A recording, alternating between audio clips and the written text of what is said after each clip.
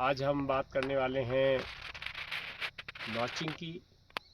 एक चीज़ होती है जिसको नॉचिंग बोलते हैं, दूसरी चीज़ जिसको पिंचिंग बोलते हैं।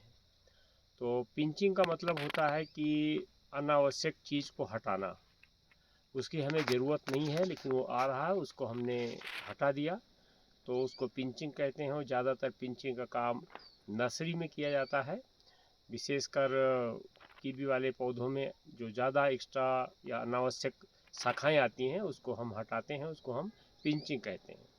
लेकिन हम बात करने वाले हैं नॉचिंग की। तो नॉचिंग कब करते हैं? जब हमको नई ब्रांच की ज़रूरत पड़ती है, नई सूट की, नए फेदर की ज़रूरत हो और उस जगह पर है नहीं फेदर लेकिन हमें वहाँ पर चाहिए, तो ऐसी दशा में हम नॉचिंग करते हैं। और नॉचिंग के लिए सेब में इस समय बहुत उपयुक्त समय है, क्योंकि अब इमर्जिंग जो बड है वो इमर्ज हो रही हैं और हमें पता चल पा रहा है कि आने वाले समय में जा कर के फेदर के रूप में, ब्रांच के रूप में विकसित हो सकती है। तो इसको जो नई ब्रांच है उसको बनने से जो रोकती है चीज़, उसको बोलते हैं हम ऑक्जिन।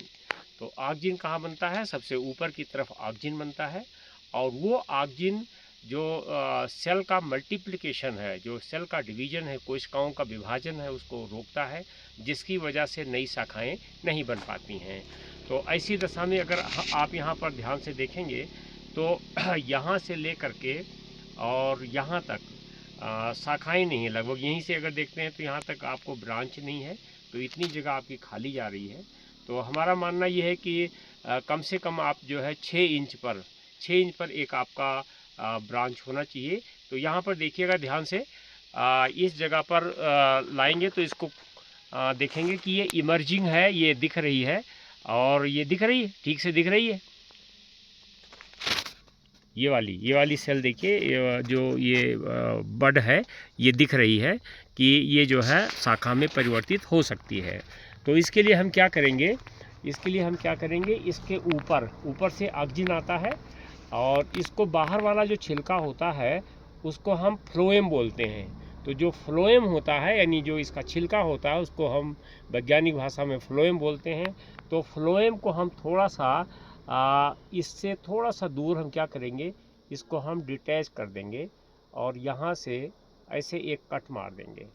और जो ये कट है, ये कट ऐसा होना चाहिए कि यहाँ से ये बार्क जो है, बार्क को यानी छिलके को हटाना है, लेकिन जो अंदर वाला भाग है उसको हम आ, उसको हम नहीं निकालेंगे।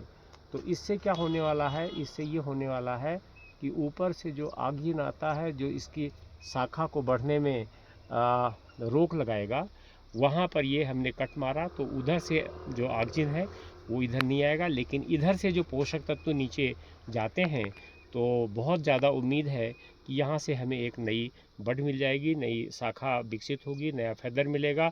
और इसको हम इस दिशा में, जहाँ पर इसकी हमें कमी नज़र आ रही है, गैप नज़र आ रहा है, वहाँ पर हम इसको कर सकते हैं। तो किसान भाइयों, इस समय जहाँ आपको लगता है कि हमें ज़्यादा दूर तक फेदर नहीं मिल पा रहा है, वहाँ पर ये प्रक्रिया आप कर सकते हैं और इससे आपके जो रूट स्टॉक वाले, क्लोनर रूट स्टॉक वाले जो पौधे हैं, जो हाई डेंसिटी में आप लगा रहे हैं, उसमें ये प्रक्रिया भी बहुत ज़रूरी है, ताकि आपको उचित दूरी पर उचित मात्रा में ब्रांचेज मिल सकें, जिनसे आपको उत्पादन मिल सकता है।